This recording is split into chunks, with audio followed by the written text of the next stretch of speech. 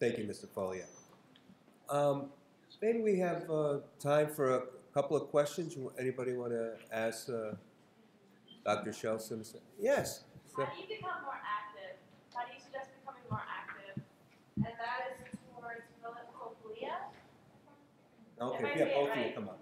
Yeah. I think it's Foglia. Foglia. Foglia? Got it. Sorry. No problem. I think both of them can answer that. Well, go first. Well, you know, I've remained active in a lot of different community affairs, and you could find them certainly. I mean, as lawyers, there are Colombian associations. I've joined that. I'm a member of the Columbus Alliance. I mean, the Sons of Italy, UNICO, all those various groups. It's important to be active and to be heard. All those groups do great things, one aspect for another. But I think ultimately on the issue of discrimination, we have not made the progress that we should. And I think we have done a disservice to our young people. So I think it's important for young people now to start speaking up about it. I just want to address it for a minute. If you're interested in getting involved, we'd love you to come on board. Unfortunately or fortunately, I've been blessed with becoming the president of the Italian American Legal Defense and Higher Education Fund. That's because there aren't that many people left that can do this. So we need young people to get involved. If you want to get involved with us, we'll find something for you to do. So just see me later. But I would recommend to you that you do whatever you can do, wherever you can do it. Mr. Foglia has mentioned several very prominent organizations. We have the Commission for Social Justice present here today. We also have the One Voice Committee is present as well. These are both organizations that are working hard as they can with limited resources. They're underfunded, but we need a lot of volunteers. With volunteers, you can make up for that. So if you're interested and you know others that are interested, by all means, just identify yourself, and later on during lunch, I'll introduce you to a few people. Okay? Yes. According to the judge's decision, the Italian Americans who were attending the class, is that just a CUNY? Yes. So it doesn't go on? It doesn't, unfortunately, yes. CUNY had designated us as an affirmative action category, so that's why we enjoy that additional protection. Yeah. Is there some kind of relationship between the hiring of faculty and also admissions? Are there problems with admissions? Are we properly represented in the university for students? Well, I think, first of all, especially during this financial crisis that we just went through, more Italian American students are looking at CUNY as an alternative as opposed to institutions like this one where the tuition is substantially higher. So more Italian American students come back into the university. And the university is excellent. Are there enough people there of our background or culturally trained counselors? The way I always wrote the descriptions was you didn't have to be Italian American. That necessarily doesn't make you qualified anyway. But if you're culturally trained, you can be. But are there enough culturally trained counselors there? No. And certainly there are not enough Italian Americans there to service the population. We need more. I want to tell you, you'll hear statistics today that are going to shock you. Because I'm sure, I haven't seen them, but I'm sure that they will. The numbers haven't changed. They remain the same. I don't understand why our taxpayer dollars aren't just as good as somebody else's. Who do you think pays for CUNY? We do. Who pays for the State University of New York? We do. It's our tax dollars that do it. Yet our kids have to go someplace else, or they want it because they're just not welcome.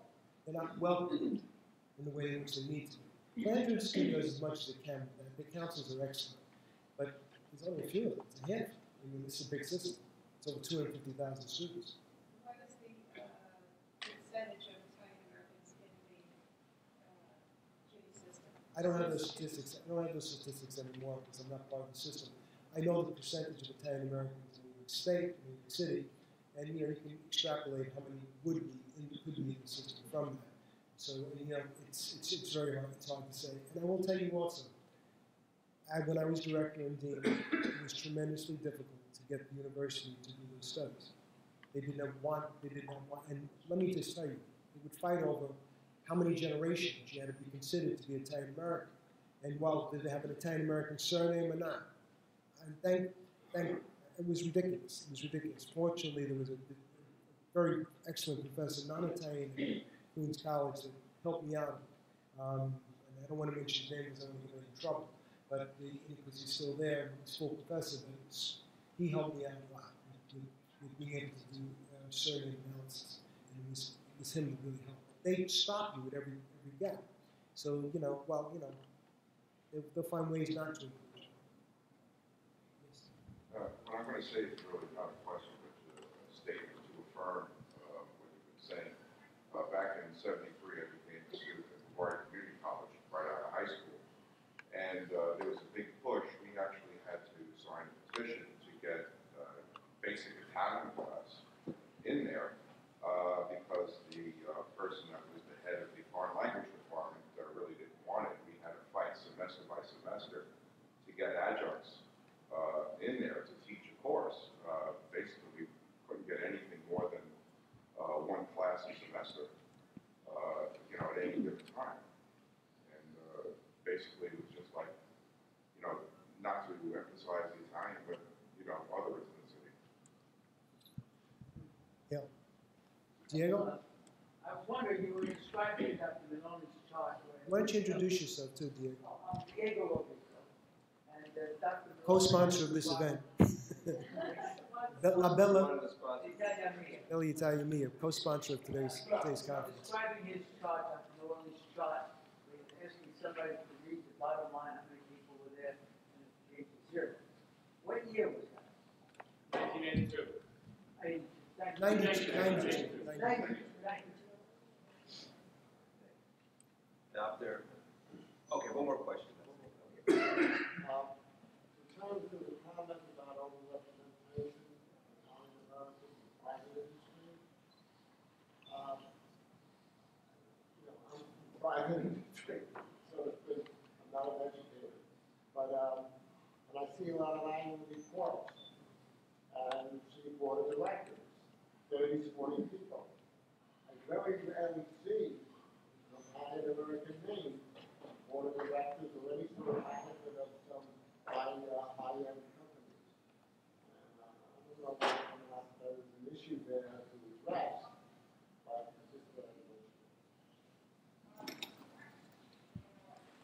You know, anytime you have a clique, what normally we would call as an old boy system, you know, could be women or men, you know, but you know, you're going to find that there's you know, they're going to choose their own.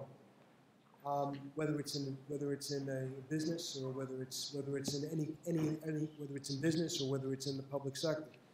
I can tell you though, there are campuses at the City University of New York, departments that have never had an Italian American in their history on their staff, that have never had an Italian American faculty member on their staff, and that's just unconscionable. You know, and I'm sure the same thing takes place anytime you have a group that can control it. You have to understand how the university system works and how people are hired.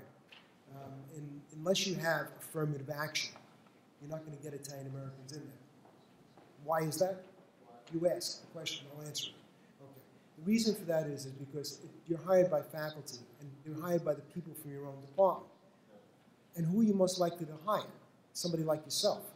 So if you've never had somebody in there who's different from you, you're going to hire people like you that you know. And if you don't associate or know Italian Americans, you're probably not going to hire. You're not going to hire one, or you may not hire one. In any case, that's where affirmative action comes in. Where you look at the numbers and you say, well, this department's never had a Hispanic. You know what? You tell the department they've never had a Hispanic. They should recruit in that area. Never had an African American. They should recruit in that area. Never had an Italian American. They're underrepresented in that area. Then they look more favorably. Even more insidiously of this, because I was a vice president. The president ultimately makes the appointment. Even if the department recommends all green people, all right?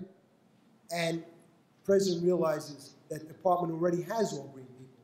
The president has a right to send it back to the department and say, no, I want to see yellow people, orange people. Send them up to me.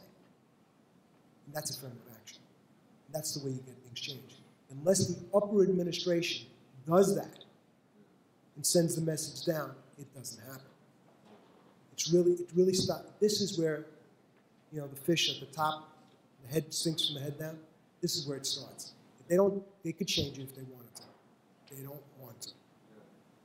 The courts entertain employment discrimination suits brought by Italian Americans, or they without any? No, actually, I'm not. Phil might be better qualified to answer that than me. But Italian Americans qualify under civil rights under two categories.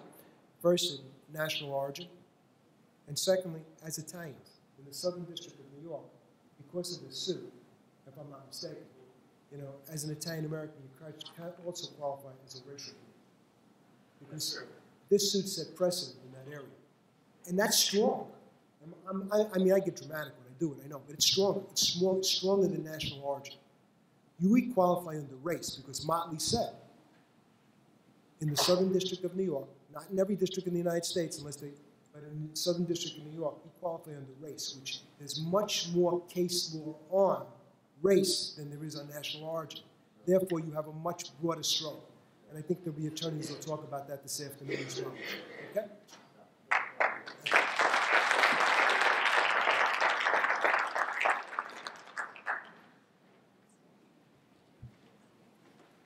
By the way, during lunchtime, you know, go and ask questions to Mr. Foglia and Dr. SCELSA, if anything comes up.